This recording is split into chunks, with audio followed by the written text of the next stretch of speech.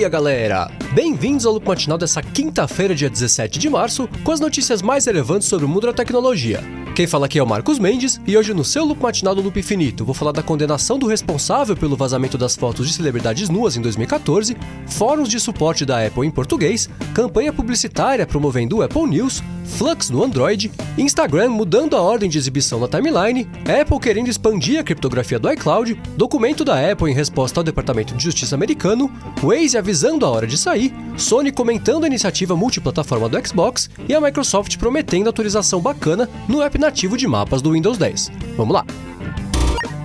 Eu começo o episódio de hoje falando sobre a Microsoft. No episódio de ontem, eu comentei aqui que o Here Maps vai deixar de funcionar para o Windows 10 e que a recomendação deles era que os usuários passassem a usar o app nativo de mapas do sistema. Por conta disso, os fóruns que tratam de Windows acenderam com discussões a respeito do app nativo de mapas, com o pessoal falando que ele é meio fraco, que dá para melhorar, e numa dessas discussões que estavam rolando lá no Reddit, um funcionário da Microsoft fez um post dizendo que eles vêm preparando sim uma atualização bacana para o aplicativo e que, dentre outras coisas, isso vai incluir um modo de direção melhorado, o que é legal porque essa é uma das coisas mais fracas do aplicativo. Ele disse ainda que a Microsoft pretende liberar essa versão nova do app para beta testers do Windows 10 no primeiro momento, para pegar o feedback da galera, resolver bugs também que sempre aparecem em situações reais de uso, para só então liberar para todo mundo. O que faltou no post do funcionário da Microsoft foi um prazo para isso tudo, mas não tem problema, só de saber que a Microsoft está trabalhando nisso e quer disponibilizar uma coisa legal para os usuários, já tá de bom tamanho.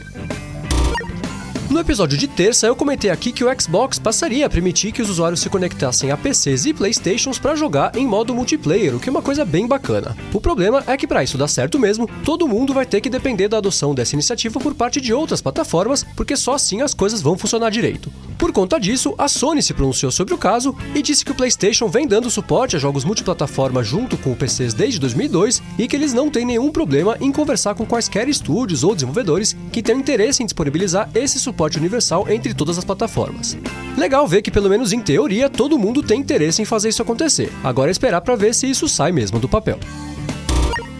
Agora o assunto é o Waze, que adicionou ontem para a versão do aplicativo do iOS um recurso chamado Percursos Planejados, que serve para avisar a hora certa de você sair para algum compromisso com base nas condições atuais do trânsito. Isso não é uma total novidade, o Android já tem isso nativo, o próprio iOS já tem isso nativo, mas para quem usa o Waze e confia nas informações e nas recomendações do aplicativo, os percursos planejados certamente vão se tornar uma bela mão na roda para quem vive tendo que se deslocar de cá para lá por causa de compromissos. Outras duas novidades legais que essa atualização trouxe foram as seguintes. Primeiro, a visualização do que está causando engarrafamento lá naquela barra lateral de trânsitos que aparecem do nada no meio do percurso, e a segunda é que o aplicativo finalmente fica mudo sozinho agora durante uma chamada telefônica. Agora eu vou falar da Apple, que registrou junto ao Tribunal Central da Califórnia o último documento legal antes do encontro que ela vai ter com o FBI na terça-feira da semana que vem, para tratar de toda a confusão envolvendo o iPhone de San Bernardino. Esse documento serve como uma espécie de resposta ao relatório que o Departamento de Justiça registrou na semana passada, que ameaçava a Apple, dizendo que eles poderiam obrigar a empresa a entregar os códigos-fonte do iOS para o governo resolver tudo sozinho, que a Apple estava usando isso tudo para se promover, e que se ela tivesse mesmo preocupada com os desdobramentos internacionais desse caso, ela não deveria estar vendendo iPhones em outros países para começo de conversa. Em resposta a isso, a Apple disse que o governo vem usando a lei chamada All Writs Act, que é o ponto central desse debate, de uma forma muito distorcida e muito ampla, e que do jeito que esse pedido está sendo feito, o FBI poderia obrigar qualquer empresa a fazer qualquer coisa com os argumentos que eles vêm apresentando. Eles ainda dizem que essa tentativa do governo de reescrever a história do país, distorcendo os fatos e as leis só para conseguir o que eles querem, deixaria os fundadores da nação atônitos, e uma outra coisa que eles dizem é que eles não estão usando nada disso para se promover, ao contrário do que o governo tem alegado. Eles falam que desde que eles lançaram o iOS, que mudou o esquema de segurança e tornou impossível o acesso a informações criptografadas, eles nunca usaram isso como argumento de venda, por exemplo. Eles terminam o documento citando uma frase de um dos antigos líderes da Suprema Corte de Justiça americana, que diz que os maiores riscos à liberdade moram em decisões perigosas tomadas por pessoas de bem, sem o conhecimento técnico necessário para tomar essas decisões. Se você quiser ler o documento da Apple, que tem 25 páginas e a exemplo dos outros documentos que ela vem registrando, oferece uma linguagem relativamente acessível para quem não é advogado, tem um link para ele aqui na descrição do episódio.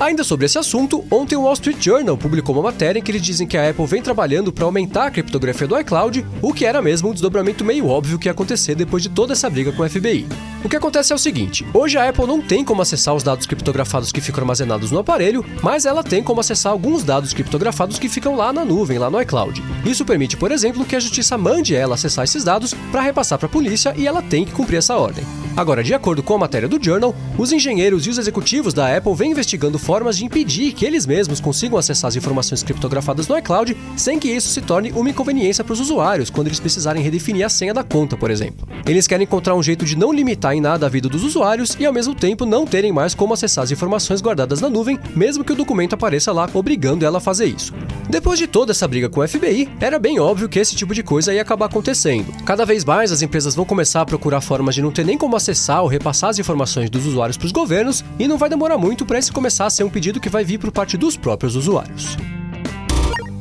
Agora o assunto é o Instagram, que cada vez mais parece que está testando a paciência dos usuários e quer ver até onde a galera aguenta ser maltratada. Como se não bastasse o aumento enorme e agressivo da frequência com a qual as propagandas são exibidas na rede, o que inclusive tem feito muita gente desistir do app, a gente percebe aqui mesmo no Loop que cada vez menos gente interage, cada vez menos gente posta, agora eles divulgaram informação de que vão começar a interferir na timeline dos usuários e vão deixar um algoritmo escolher a ordem que as fotos vão ser exibidas para a galera, abandonando a forma tradicional, cronológica, que todo mundo conhece e já está acostumado. Essa tendência de abandonar a cronologia e deixar a ordem de exibição das coisas por conta do algoritmo não é nova. O Facebook, que é dono do Instagram, faz isso há um tempão, o Twitter começou a experimentar com isso, que causou uma revolta geral lá na rede, e parece que agora o Instagram resolveu que no fim das contas essa é uma boa ideia e vai trazer a novidade para os usuários. De acordo com a empresa, em média os usuários deixam de ver 70% das fotos que aparecem no feed deles, e por isso o que eles querem fazer é garantir que todo mundo vá ver os melhores 30% de fotos possíveis. O algoritmo vai levar em conta a relação entre os usuários e os interesses de cada um, e conforme o tempo for passando, vai aprender o que em teoria os usuários mais vão gostar de ver na timeline deles.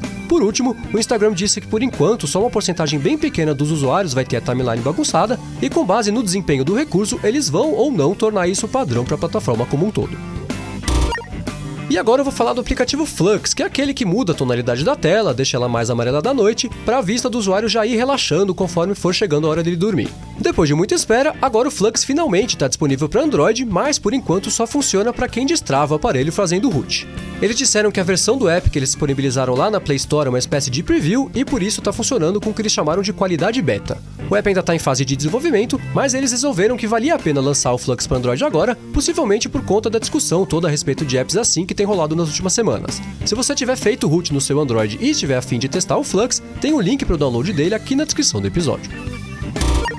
Ontem eu comentei aqui que o aplicativo nativo de notícias da Apple, chamado News, ainda não tinha feito muito sucesso, o pessoal não comenta muito dele, e que provavelmente para tentar aumentar o fluxo de notícias e de usuários no aplicativo, a empresa tinha anunciado que agora qualquer site vai poder publicar notícias por lá. E parece que essa foi só uma etapa de uma estratégia um pouco maior para tentar promover o News. Isso porque, de acordo com o Recode, ontem a Apple deu início a uma campanha de publicidade promovendo o serviço com painéis e outdoors pelas ruas de São Francisco, Chicago e Nova York, mostrando como veículos tipo a ESPN e a Vice fazem parte do acervo de notícias do News. As peças mostram uma foto de alguma pessoa de destaque, como por exemplo a Ronda Rousey ou um político africano, e na lateral essa mesma foto aparece aplicada dentro de um iPhone, e em cima tem um texto que diz, por exemplo, todos os esportes que você quer, tudo em um só lugar, e aí na parte de baixo da peça aparece o ícone do App News e uma mensagem que diz uma coisa como: encontre isso na sua tela de início. Bem estranha essa campanha. Quando você tem que lembrar as pessoas de usarem um aplicativo que está lá na tela de início dos celulares dela, você sabe que fez alguma coisa errada.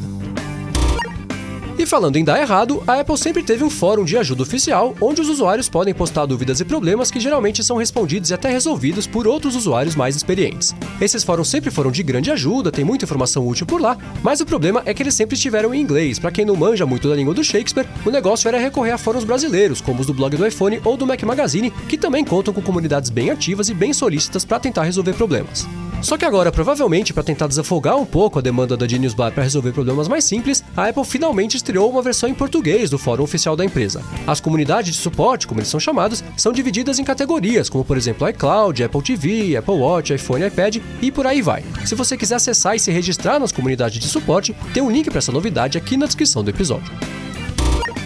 E por último, eu vou falar sobre a condenação de um cara chamado Ryan Collins, que foi o principal responsável pelo vazamento de dezenas de fotos em que várias atrizes, cantoras e atletas famosas apareciam peladas. Esse caso aconteceu no final de 2014 e, além da polêmica natural por conta do conteúdo, gerou uma publicidade bem negativa para a Apple, já que muitas das artistas culparam o iCloud pelos vazamentos, e depois de um tempo essa história toda foi esfriando, mas o que não esfriou foi a investigação do caso, que identificou que tinha sido resultado da ação de um cara chamado Ryan Collins e que se declarou culpado no julgamento da coisa toda. Ele disse que não explorou falha de segurança de sistema nenhum, mas sim usou o velho truque de phishing para ir extraindo as informações das celebridades. Ele falou que mandou e-mail para as atrizes fingindo ser da Apple ou do Google, aí foi pedindo umas informações que elas precisavam confirmar, tipo perguntas secretas, que depois foram usadas para recuperar ou redefinir as senhas do iCloud e do Google. Ao longo do tempo ele conseguiu acessar 50 contas do iCloud e 72 contas do Gmail, e daí para conseguir acessar os backups dos telefones foi um pulo. A pena do Ryan Collins ainda não foi definida, mas ele deve ficar preso entre 1 ano e meio e 5 anos, o que sinceramente, dado o estrago que ele fez, parece ser bem pouco.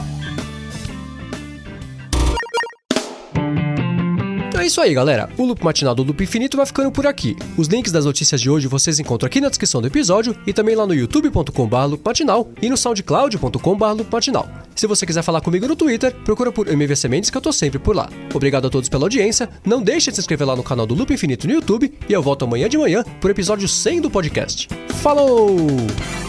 100! Que maravilha, hein?